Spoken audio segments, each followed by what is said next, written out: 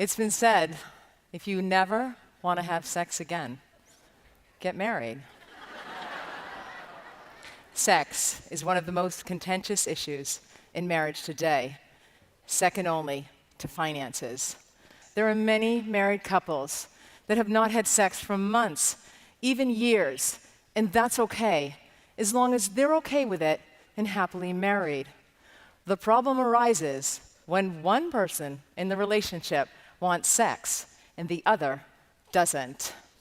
According to a national newspaper survey of approximately 10,000 respondents, mostly married men, 75% were satisfied in their relationship, but more than 50% were dissatisfied with their sex lives.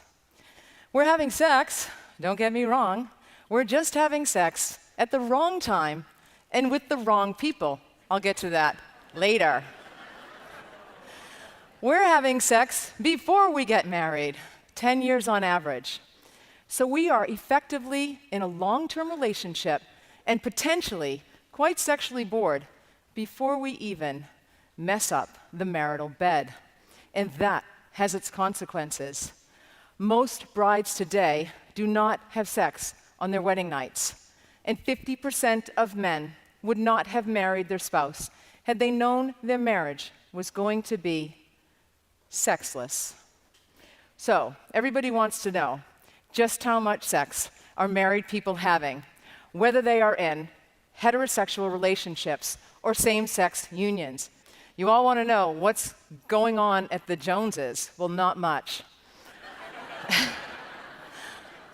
Only about 7% of married couples set the sheets ablaze. Most married couples have sex a little bit more than once a week for the first decade of their marriage. It decreases after that. So they have sex about 58 times a year. And 20% of marriages meet the criteria as a sexless marriage, and that, defined by the experts, is sex less than 10 times a year.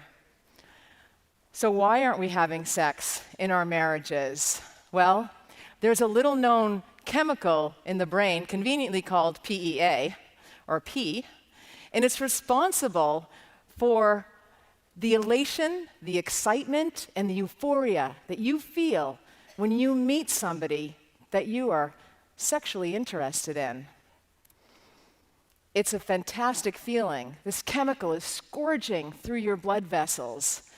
You are so happy. That's how powerful this little chemical is. Well, what happens after 2 years, that chemical diminishes, as does sexual frequency. That's just about the time you might get married or may have conflict in your relationship.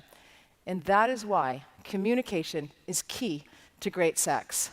Now, there's another reason we're not having sex in our relationship, and that has to do with the sex education that we provide. I'd like to share a story about myself. When I was a teenager, my mother came racing into my bedroom, and she said, "Maureen, please tell me you have not allowed a boy to French kiss you." She was feeling terrible that this sex education came a bit late, and I was feeling horrifically guilty as an Irish Catholic girl that I'd French kissed a number of boys by that stage. We teach girls and women that sex is dirty and sex is bad, or it's overrated. We say you're just going to get a sexually transmitted infection anyway, or you might get pregnant. This whole fear-based thing frightens women from enjoying sex. And we never talk about pleasure with girls and women, or orgasm. And in fact, some women say orgasm's not important, and that the journey is just as good as the destination. I disagree. Of course. I'm the one who French kissed all the boys as an Irish Catholic girl.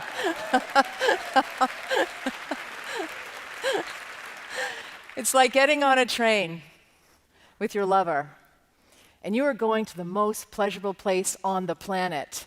You are so excited. You're getting lubed up with all the free drinks they're giving you. This is amazing. And just before you reach your destination, he gets off and you don't. You get my point.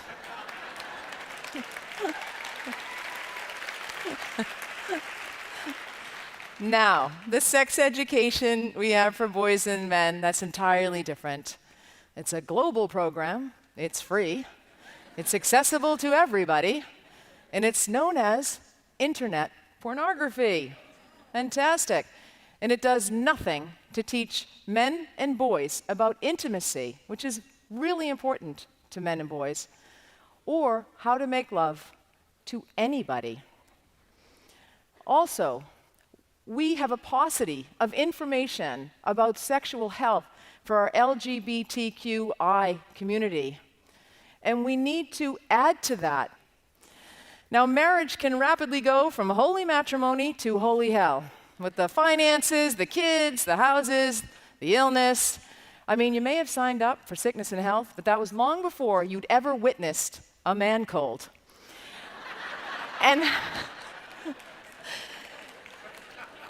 how about that richer or poorer thing? Ladies, we're going to have to start going for richer. Most women today are working inside and outside of the home.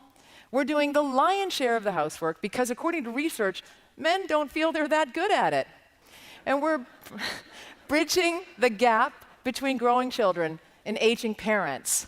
We are exhausted doing it all and never doing it. And when we are doing it, we're checking our smartphones. 10% of people check their smartphones during sex. 35% immediately afterward. We are connected to the internet.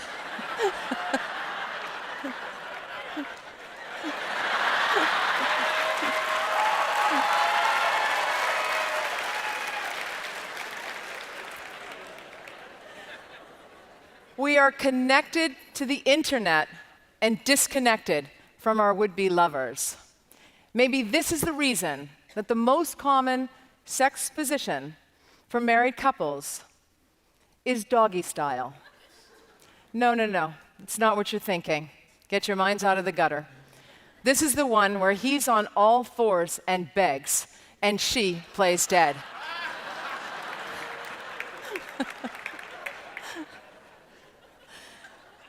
I have a clinical practice where I see patients that have sexual dysfunction.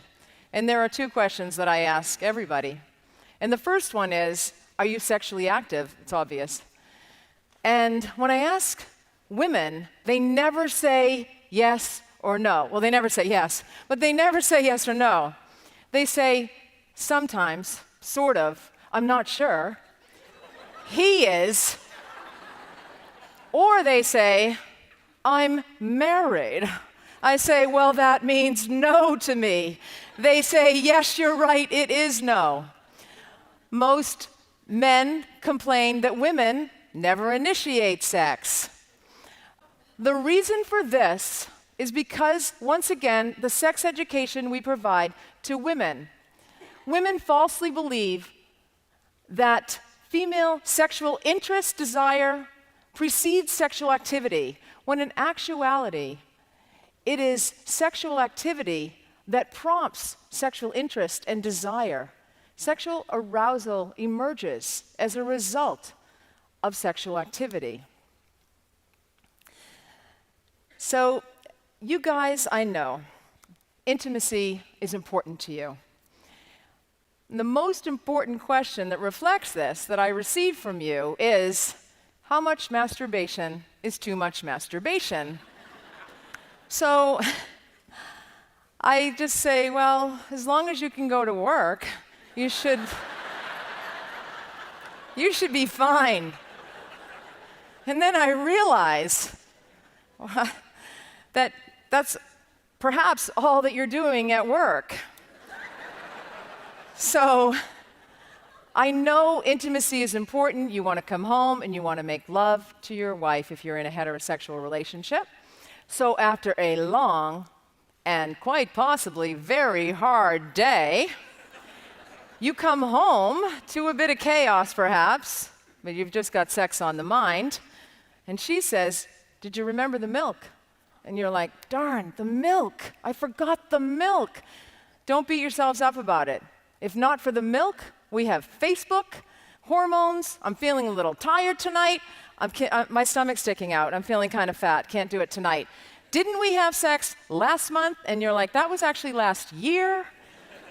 You don't get it. I mean, literally, you don't get it. But you're like, she's amazing. She works in and outside of the home.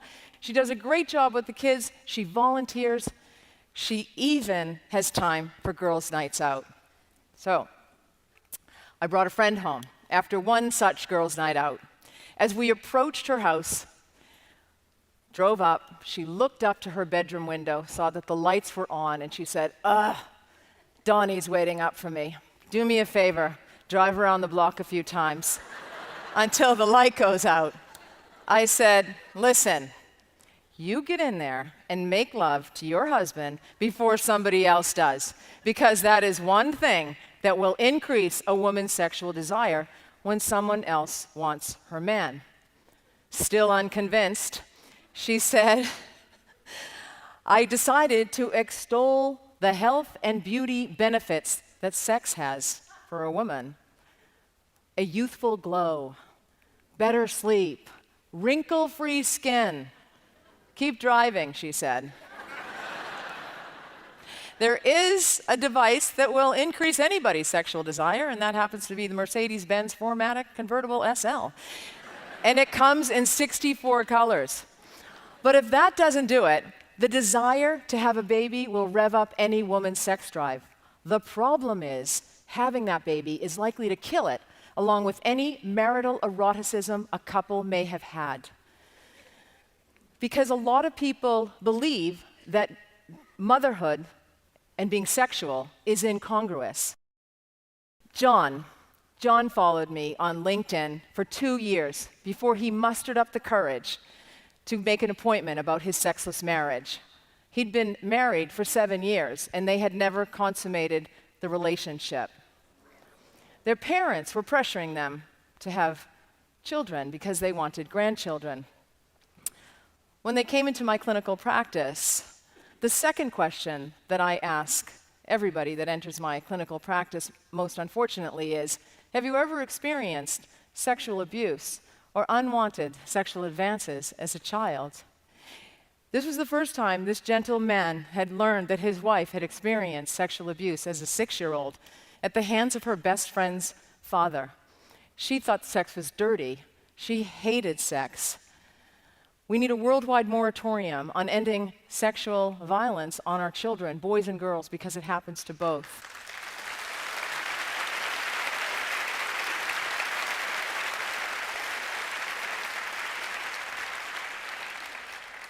Healing from sexual abuse takes a lifetime.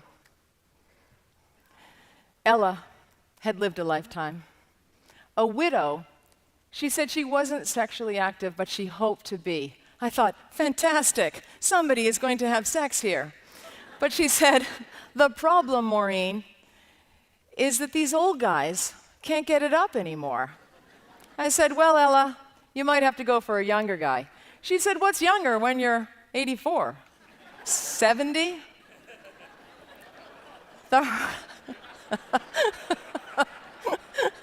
Yes, some of you are saying. The hard truth is that men in their 30s and 40s may experience erectile dysfunction. Ella is going to have to go for a millennial.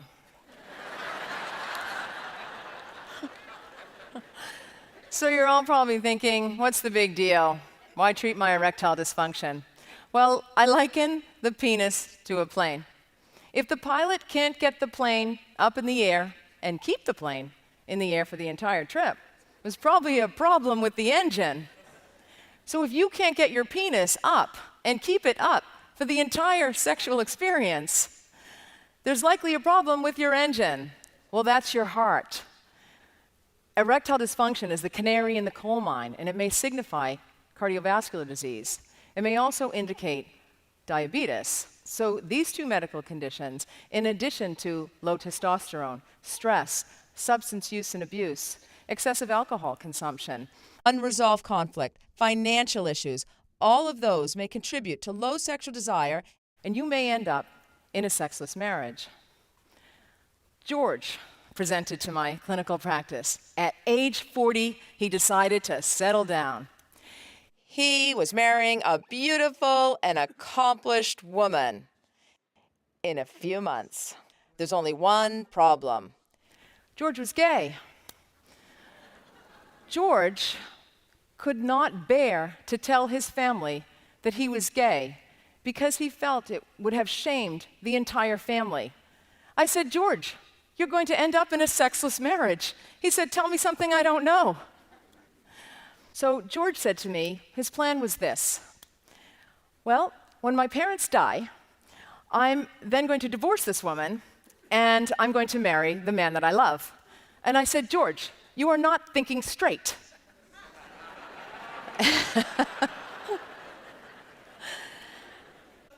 Sex is the barometer of the state of affairs in a marriage.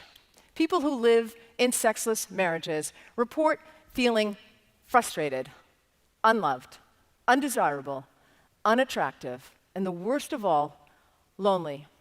And loneliness has been shown to increase vascular resistance and elevate blood pressure and lead to an early death.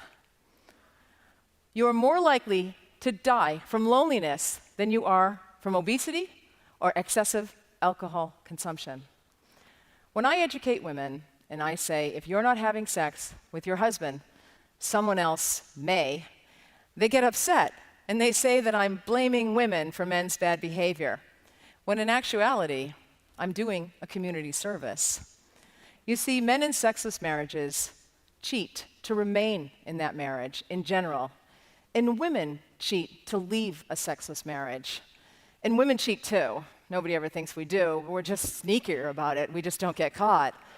We're socialized very differently. This is one thing we have on you guys. Women cheat with other men, and women cheat with other women. And technology has made cheating accessible for everybody, from the politician to the stay-at-home parent. That quick swipe right can lead to an online, passionate love affair, from texting to sexting to secret phone conversations. The more two people communicate online, the more likely an in-person encounter will occur. But you can always blame your genes. The gene DN4N has been isolated in cheaters, and the sexless marriage, just the environment to turn on that gene. It's based on a system of pleasure and reward. The stakes are high, the reward substantial. It is the perfect cocktail to turn that love drug back on, PEA, and the cycle begins again. Historically, marriage was not based on mutual love, but rather it was an institution to acquire, of all things, in-laws, property, and physical labor. But at the turn of the 20th century, in America, egalitarian ideals and the emerging Hollywood movie industry burdened marriages with promising romantic love forever. And now we're living forever. Fantastic. Congratulations, you get to have sex with the same person for the rest of your life. The second most common question that I hear from patients is, when does sex end? Well, a 44-year-old asked me, he said, when does sex end, Maureen? 65? I answered him this way. A 22-year-old asked me, when does sex end, Maureen? 35? Everybody's older until you get there. I'm here to tell you that sex never ends. If you're healthy, you can have a...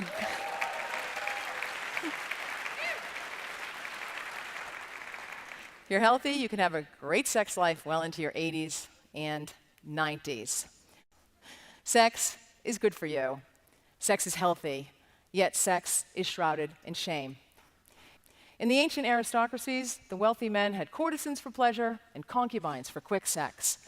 In the way we're going, computers will be our concubines, internet pornography our mistress of the day.